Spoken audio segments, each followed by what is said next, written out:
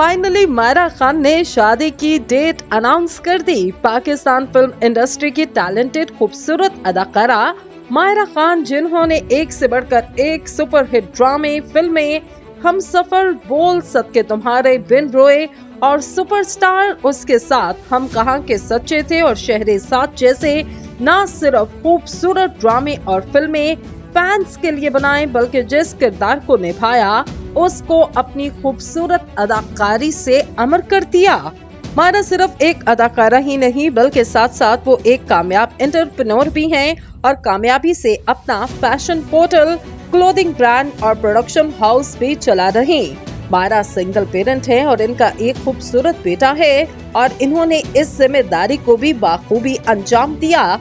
इनके फैन हमेशा से इनकी शादी से मुतालिक सवालात करते थे और चाहते थे कि जल्द ही वो शादी के बंधन में बंध जाएं और फाइनली ये खबर इस वक्त इंटरनेट पर ट्रेंड कर रही।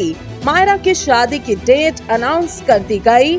जराए के हवाले से कहा जा रहा कि मायरा अपने दोस्त सलीम करीम से सितंबर 2023 में शादी करने जा रही और ये शादी नहायत सादगी से महदूद फैमिली मेंबर्स की मौजूदगी में अंजाम दी जाएगी और शादी की तकरीब नहायत सादगी से किसी हिल स्टेशन एरिया पर मुनक्किद की जाएगी। फैंस की जानिब से मायरा की इस शादी की अनाउंसमेंट के बाद उनके लिए नेक ख्वाहिशात का इजहार किया जा रहा।